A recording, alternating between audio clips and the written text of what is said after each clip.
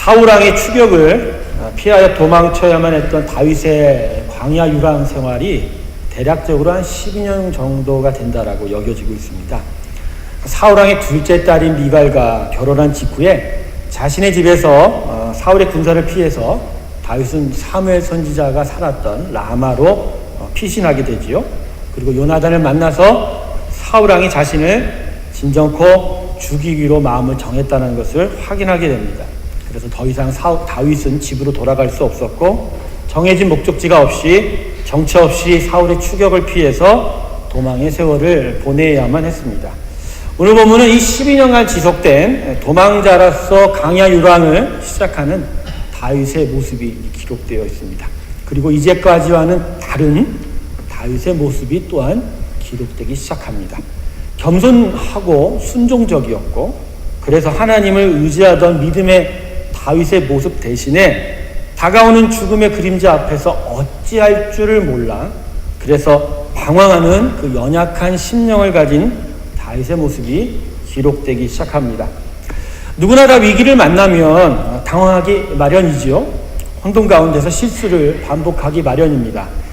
다윗은 양치는 목동에서 거인 골리앗을 쓰러뜨리고 합니다. 하룻밤 사이에 이스라엘의 전국구 스타로 뛰어오르게 되죠.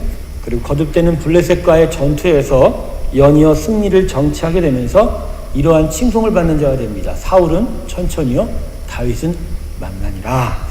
하지만 사울왕의 광기 어린 시기심 때문에 다윗은 하룻밤 사이에 도망자의 자리로 전락하게 됩니다.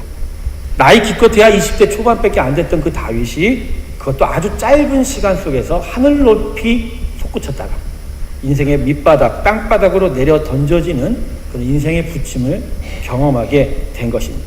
그래서 거인 골리앗을 쓰러뜨린 믿음의 사람인 줄 알았던 그 다윗의 모습에 그 숨겨졌던 연약함이 이제 이 광야 유랑생활 12년 동안의 그 도망자의 삶 속에서 하나님 앞에, 많은 백성들 앞에 드러나기 시작한다는 것이죠. 하지만 다윗이 이제부터 경험하게 되는 광야의 삶은 하나님의 섭리, 다윗을 보다 강하게 세우시려고 하는 하나님의 역사였다라는 것이죠.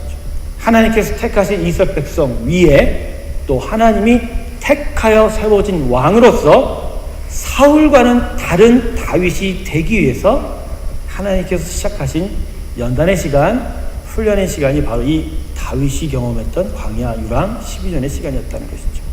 그러기에 다윗은 이 12년 동안 자신의 연약함을 다 드러내게 됩니다. 그리고 이 연약함이 다 드러낼 때 하나님의 동행하심과 그리고 연단의 훈련을 통해서 그의 연약함 위에 하나님의 강인한 믿음으로 거듭 태어나는 일이 다윗 가운데 나타나게 되는 것이죠. 그래서 여러분, 믿음은 한순간에 완성되지 않습니다. 할렐루야. 단 한순간에 믿음의 삶이 시작될 수는 있어요. 하지만 그 완성은 오랜 시간을 거쳐서 숙성되는 과정이 필요합니다. 그래서 누군가가 우리를 이렇게 불렀습니다. 우리 삶의 정체를 용서받은 죄인이라고. 용서는 받았는데 여전히 죄인의 모습으로 살아가는 우리의 실존, 우리의 삶의 모습.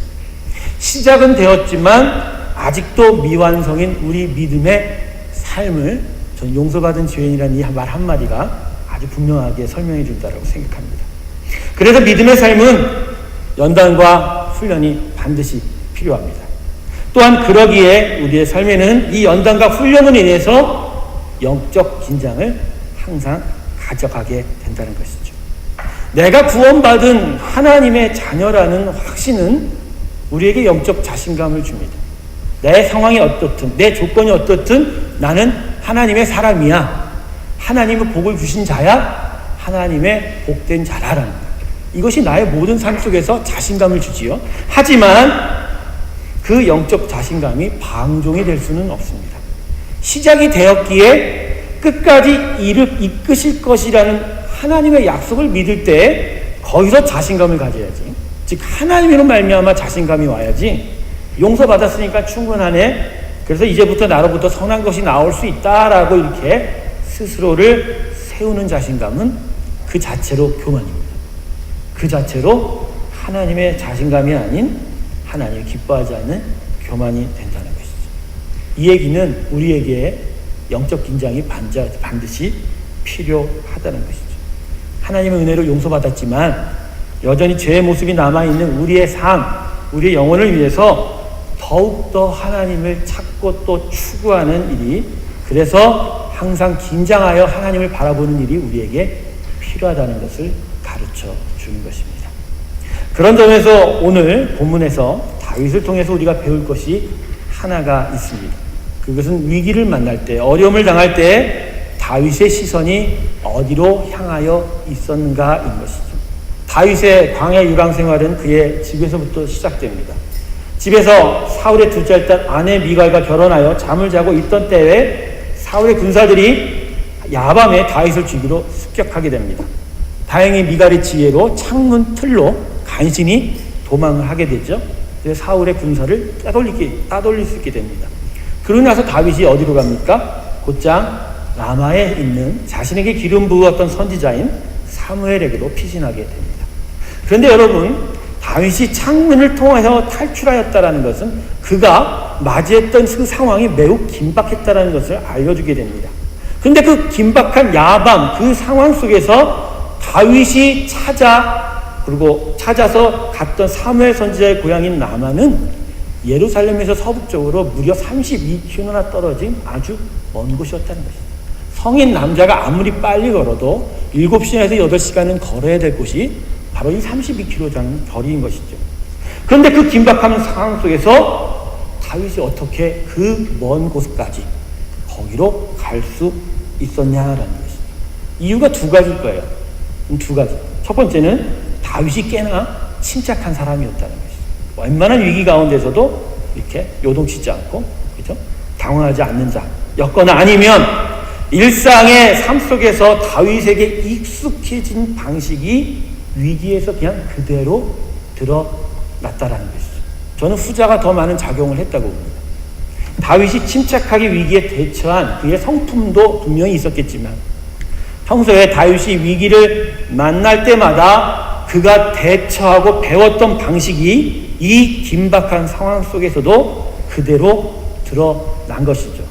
위기를 만날 때마다 그가 무엇을 바라보고, 그래서 그 위기를 어떻게 극복했는지가 이 긴박한 위기 속에서 그를 사무엘의 고향인 라마로 그의 발걸음을 인도하였다는 것입니다.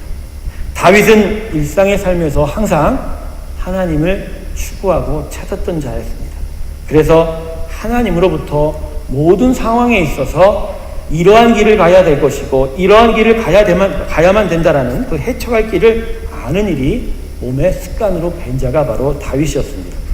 그래서 다윗은 그 긴박한 밤중에도 라마를 향하여 발걸음을 옮길 수 있었고, 그리고 오늘 본문에 기록되었듯이 노베에 있었던 성소를 찾아올 수 있었던 것이죠.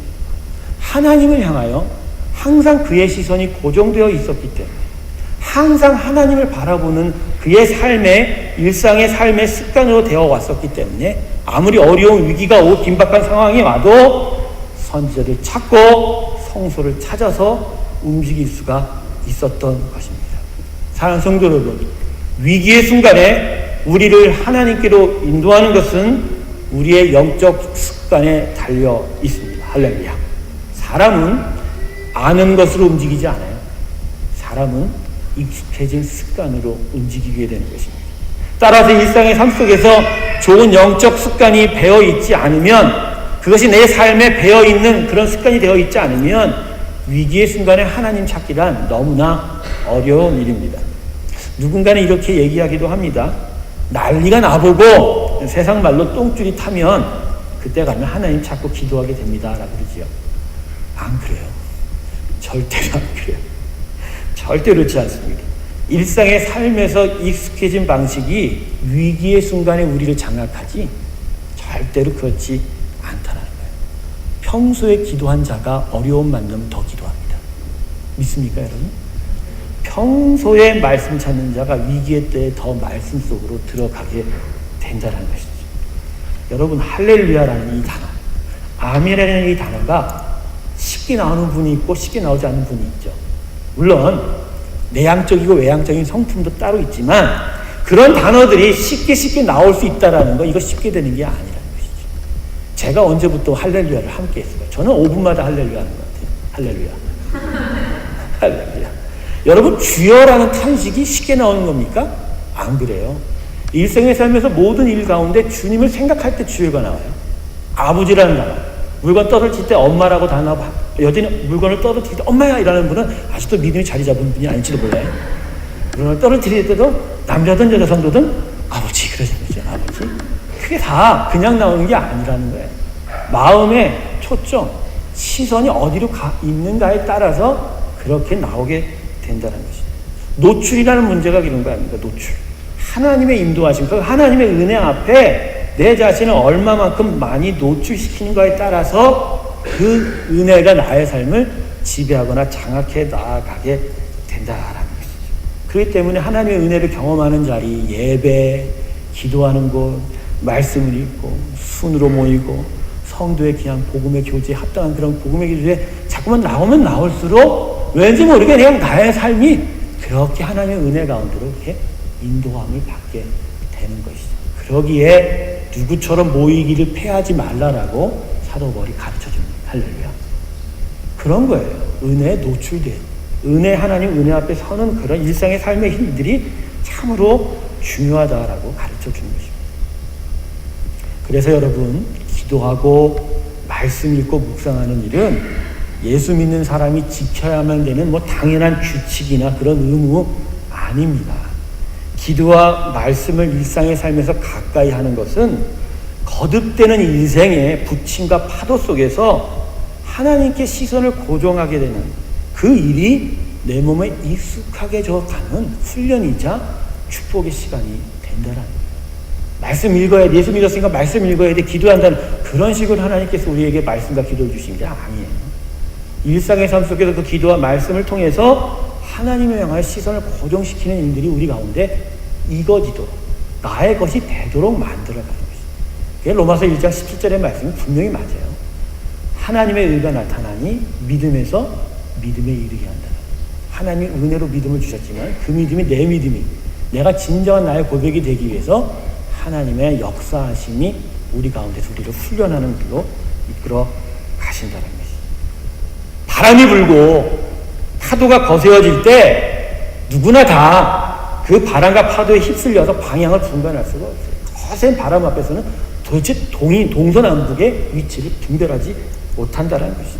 결국 육체의 눈과 귀는 제대로 그렇게 어려움이 있을 때 바라볼 힘이 없다는 것입니다. 하지만 평소에 방향 감각을 잘 익혀놓으면 아무리 바람이 크게 불고 풍랑이 거세어진다 할지라도 그래서 육신의 눈은 방향을 분간하지 못해도 마음의 눈은 영의 눈은 바라볼 것을 제대로 바라볼 수 있다는 것이 할렐루야. 이게 일상의 삶의 영성이에요. 그래서 일상에서 우리가 하나님을 온전히 추구하고 바라보는 훈련이 되어 있지 않으면 어려움이 오면 그 어려움이 더욱더 배가가 되는 것이죠. 에베소서 말씀을 함께 볼까요? 에베소서 4장 22절에서 24절까지 말씀입니다. 우리 같이 읽겠습니다. 시작.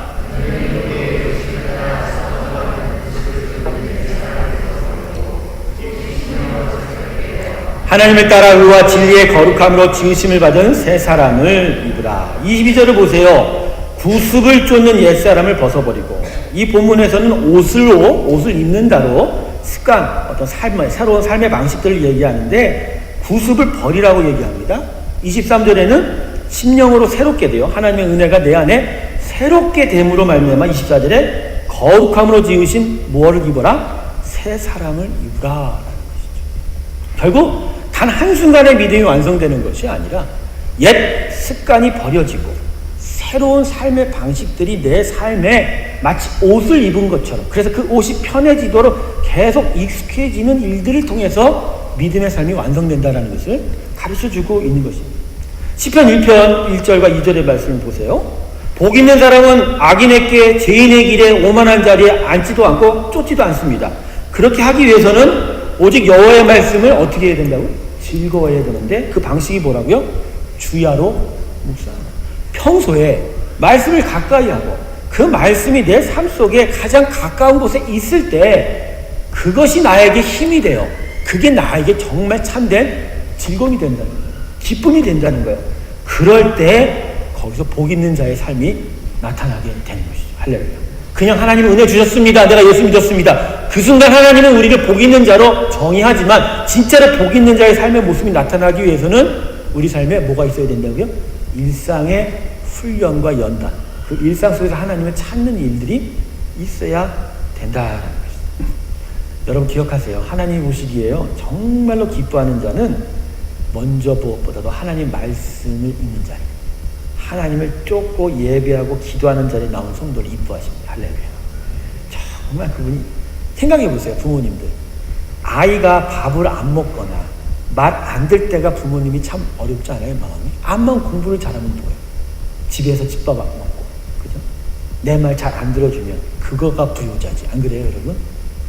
효자를 두시기를 주님은 축원합니다. 그렇게 해서 여러분 잘 가르쳐야 돼요. 밥 잘 먹는 아이, 부모 말 잘 듣고 하나님 말씀 잘 듣는 아이를 키우셔야 돼요. 얘가 정말 공부 잘해서 무엇이 크게 되는 것을 바라지 마세요. 그러다가 하나님께나 여러분에게나 뭐가 된다고요? 불효자 됩니다. 불효자 되는 거예요. 여러분 기도의 자리로 나오시길 주님의 축원합니다. 규칙이 아니에요. 전 여러분에게 의무 준 적이 없어요. 하나님을 추구하는, 그래서 하나님께 대한 하나님의 그 놀라운 은혜 가운데로 나아가기 위해서 기도하며 말씀의 자리 가운데로 나오셔야 됩니다. 그럴 때 정말 여러분에게는 큰 은혜가 나타나게 될 것입니다. 한번 생각해 보세요.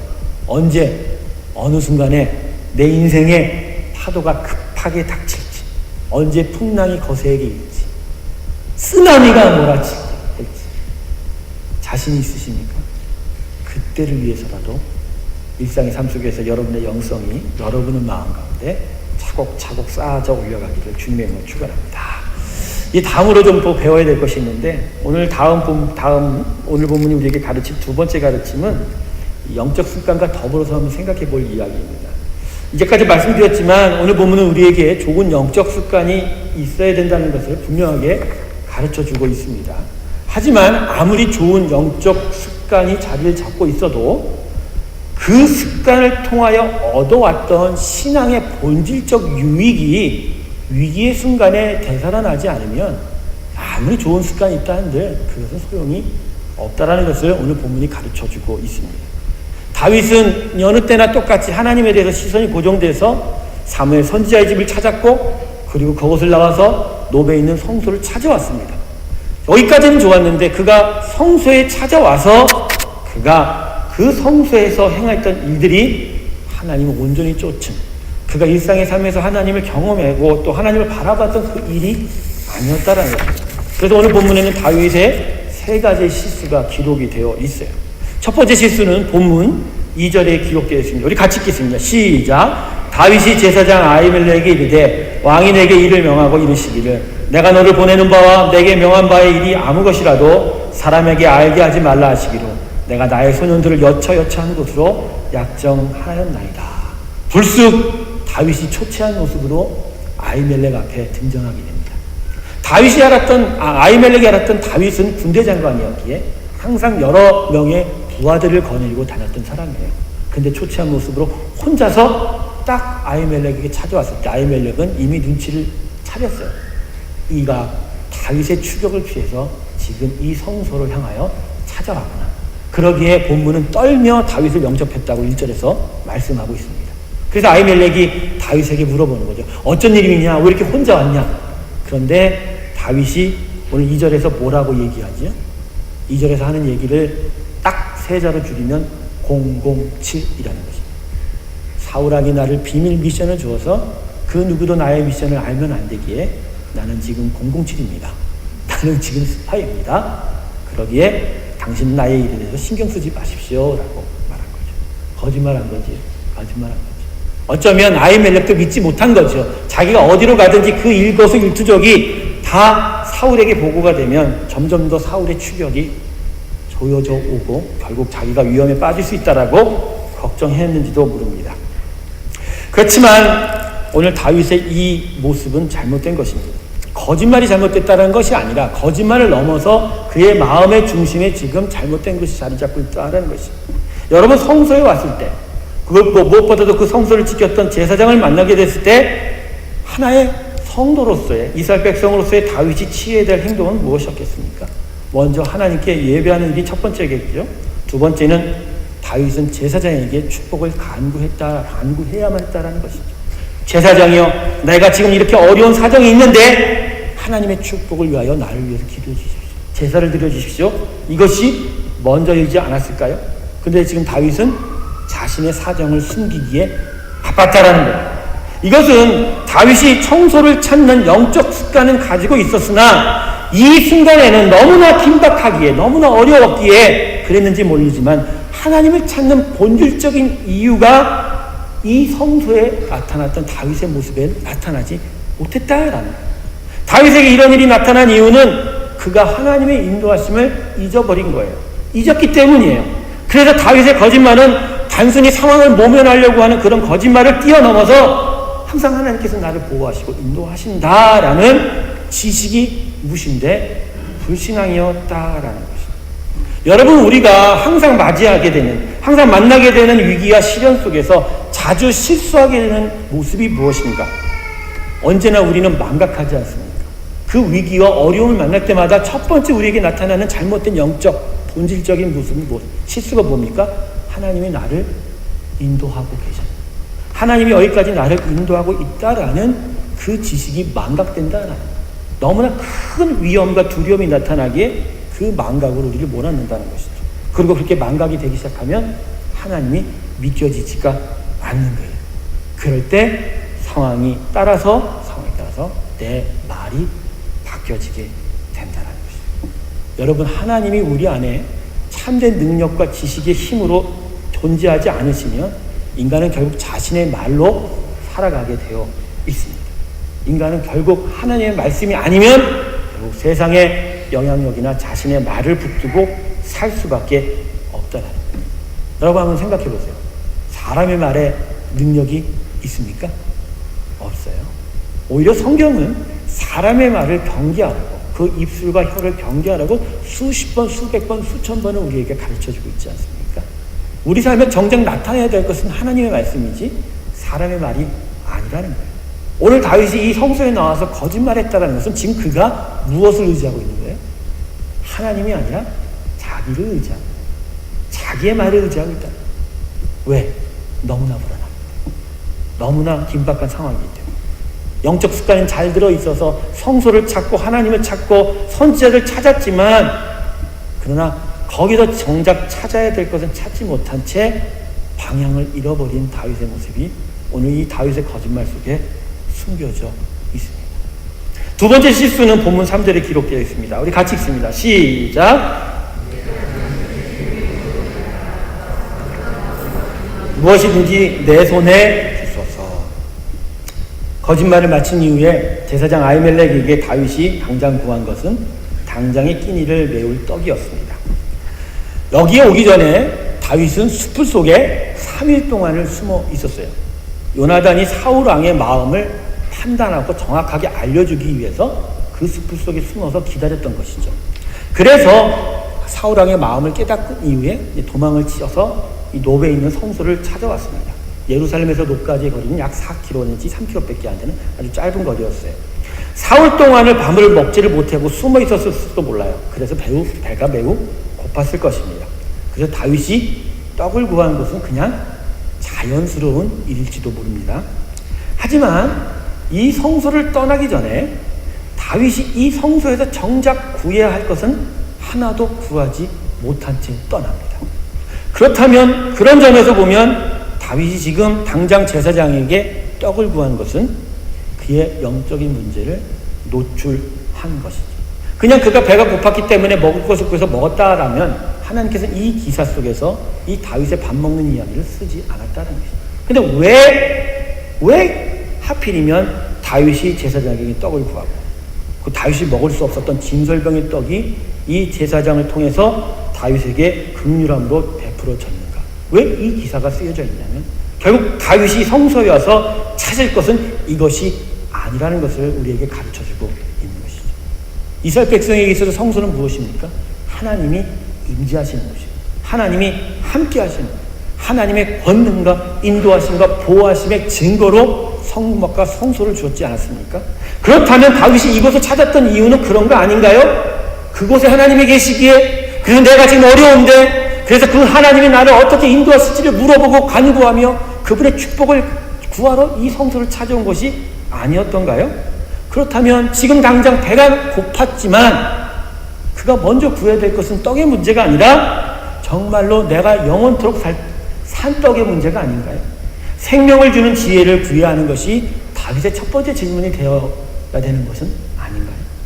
그런데 다윗은 배고픔을 이기기 위해서 떡을 구했고 끝까지 성소에서 하나님의 축복과 하나님의 지혜를 간구해 보지 않았다는 것. 이렇게 되면 다윗은 성소에 찾아온 보람이 없어요. 그냥 지나가다가 어느 집에 들러서 떡 좀 있냐라고 떡 얻었던 것이 더 훨씬 나았을지도 모른다는 거죠. 근데 왜 하필이면 성소를 찾아왔어요? 첫 번째 구해야 될 것이 왜 떡이냐는 거예요. 저는 이 모습에서 우리가 교회를 찾는 우리의 모습을 되돌아봤습니다. 우리가 이 교회, 우리의 하나님의 정말 믿음의 공동체 안에서 우리가 항상 하나님을 예배하며 하나님을 추구할 때 정말 우리는 과연 어떠한 모습으로 서 있는지를 이 다윗이 성소에서 떡을 구한 모습을 통해서 되돌아봤습니다. 혹시나 우리가 하나님 앞에 나온 것이 전부 우리가 나온 그 모든 이유가 우리 인생에 먹을 양식에 대한 간구가 먼저이지 않았는가? 아니 그것이 내가 하나님 앞에 나온 전부이지 않았는가? 여러분, 먹을 것, 입을 것, 얻을 것 2차적으로 중요한 것입니다. 그건 나중이에요. 하나님의 인도하심, 보호하심, 그분이 이끄실 길을 찾는 것이 우리에게 교회를 주신 하나님의 은혜입니다. 할렐루야. 우리가 함께 모여 함께 하나님을 추구해 나아갈 때 이 가운데 임재하신 하나님께서 우리에게 각각색의 지혜와 길을 주심으로 우리의 모든 삶을 인도하시고 보호하십니다. 성령의 감동 안에서 중요한 하나님의 말씀이 선포될 때마다 그 말씀이 각각의 삶 속에서 딱 각각의 필요한 대로 해석이 되어지고 감동이 되어 각자 하나님의 영광을 따라 살아갈 수 있는 길들의 지혜를 주는 것이 바로 교회이요. 교회에서 하나님의 은혜 안에서 우리가 교회를 통해서 얻어야 될 가장 중요한 것이다라는 것이죠. 우리가 착각하는 것이 있어요. 나만 하나님께 복을 받고 내가 하나님께 은혜를 간구하면서 하나님의 축복을 받으면 그것이 전부인 줄. 아니죠, 여러분. 하나님의 역사 방식은 그렇지 않습니다. 나만 위해서 존재하지 않습니다. 항상 그분의 축복의 방식, 그분의 역사의 방식은 그분이 지은 모든 창조 세계를 위하여 역사하십니다. 만일 어떤 자에게 그분이 정말 놀랍도록 풍성하게 축복을 주었다고 칩시다. 근데 그 축복을 준 거 안에 그 축복 때문에 다른 자가 궁핍할 수가 있어요. 다른 자가 어려운 가운데 처할 수 있다는 것입니다. 세상에 있는 모든 돈의 절반은 어느 한 사람에게 다 주었다고 합시다. 정말 그 사람에게는 축복이겠죠? 그렇지만 그 절반이 가는 것 때문에 다른 자들에게는 정말 우유 한 병 사 먹을 수 없는 돈이 없다. 그렇기 때문에 하나님의 역사는 항상 이렇습니다. 모든 것이 협력하여 뭘 이룬다고요? 선을 이루죠. 그러기에 내가 아무리 복을 구한다고 해도 나에게 복이 오지 않아요. 내게 복이 오기 위해서는 무엇보다도 모든 세상이 다 선하게 맞춰져 가는 과정 속에서 우리에게 축복이 온다는 것이죠. 그러기에 여러분, 나 자신만의 복을 구하지 마십시오.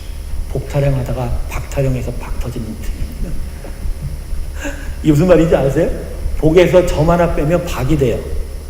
그죠? 흥부는 선한 일을 해서 박이 굴러왔죠. 박타령은 누가 있죠? 놀부가 있지 않습니까? 박타령, 박이 와라, 박이 와라, 제비씨 다리 일부러 부러지고 박타령하다 결국 그 박에서 도깨비 나와서 그 집 다 멸망하지 않았습니까?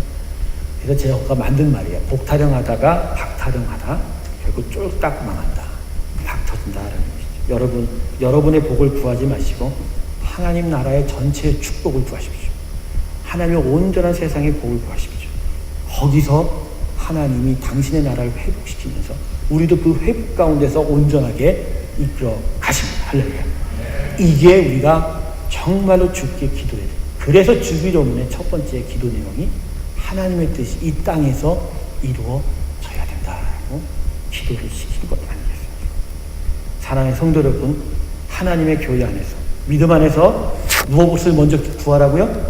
그분의 지혜를 구해요. 그분의 나라에 정말 도를 구해야 되는 것이죠. 세 번째 실수는 본문 8절에 기록되어 있습니다. 사무엘상 21장 8절 말씀, 자, 본문 8절 말씀 같이 읽겠습니다. 시작.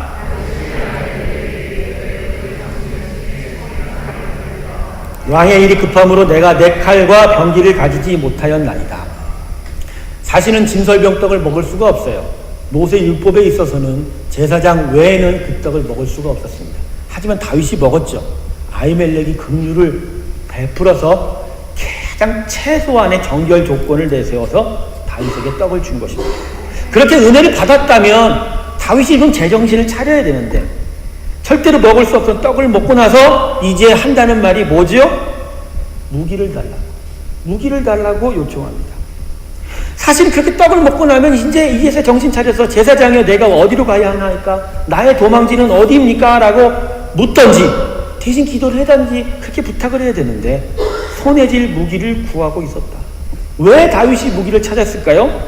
추격해오는 군사가 너무 많으니 자기 손에 아무것도 없으니 스스로의 목숨이라도 지켜보려고 칼을 구했던 것이죠.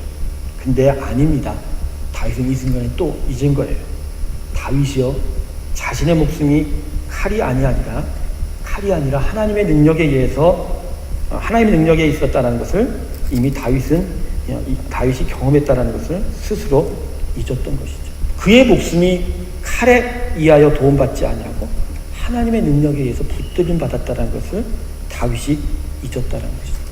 여러분, 골리앗을 다윗이 물맷돌 하나로 정중앙의 이마에 맞힌 이후에 골리앗이 쓰러지고 골리앗이 죽은 후에 성경이 뭐라고 기록합니까? 사무엘상 17장 50절 볼까요? 다윗이 이같이 물매와 돌로 블레셋 사람을 이기고 그를 쳐 죽였으니 자기 손에는 뭐가 없더라? 칼이 없더라.